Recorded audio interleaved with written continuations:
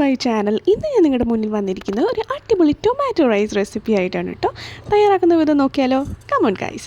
ആദ്യം തന്നെ ഒരു പാൻ എടുത്ത് അതിലേക്ക് എണ്ണയും കടുകും അല്പം ജീരകവും പിന്നെന്താ ഫെനുഗ്രീക്ക് അതായത് ഉലുവയും കൂടി ഇട്ട് ആദ്യം ഒന്ന് പൊട്ടിക്കാം. ഇനി ഒരല്പം കരിവേപ്പിലയും കൂടി ഇടാം കേട്ടോ. ആ ഒരു ഫ്ലേവർ വന്നാൽ അടിപൊളിയായിരിക്കും.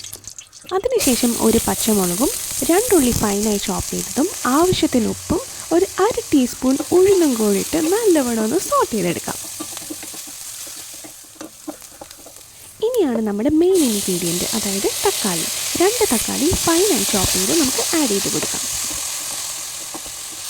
തക്കാളി നല്ലവണ്ണം ഒന്ന് വഴണ്ട് കിട്ടണം. അതിനുവേണ്ടി നമുക്കൊരു 5 മിനിറ്റ് ഒന്ന് മൂടി വയ്ക്കാം.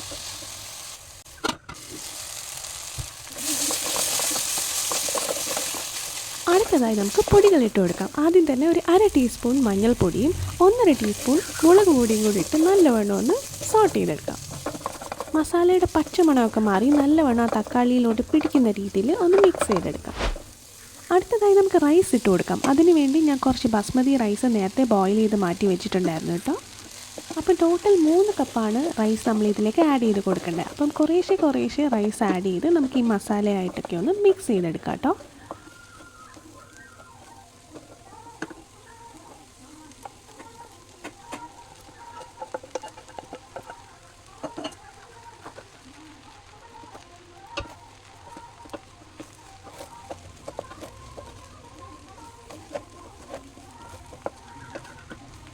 ഇനി ഞാനൊരല്പം ഉപ്പും കൂടെ വിതറുന്നുണ്ട്. ആവശ്യമുണ്ടെങ്കിൽ മാത്രം നിങ്ങൾ ആഡ് ചെയ്താൽ മതി കേട്ടോ.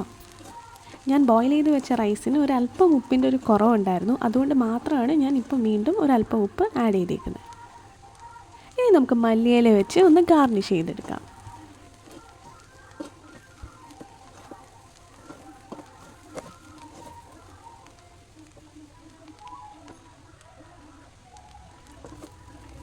ഞാൻ കുറച്ച് ഭംഗിക്ക് വേണ്ടി ഒരു തണ്ട് കറി ലീഫും കൂടെ വെക്കുന്നുണ്ട് കേട്ടോ.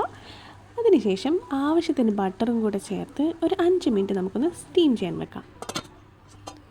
അങ്ങനെ നമ്മുടെ സ്വാദിഷ്ടമായ ടൊമാറ്റോ റൈസ് ഇവിടെ റെഡി ആയി കഴിഞ്ഞിരിക്കുന്നു ഗൈസ്. ഈ റെസിപ്പി ഇഷ്ടപ്പെട്ടിട്ടുണ്ടെങ്കിൽ സബ്സ്ക്രൈബ് ചെയ്യാൻ മറക്കല്ലേ കേട്ടോ. Thank you so much for watching guys. Please like, share and comment below. See you on next time with a new recipe.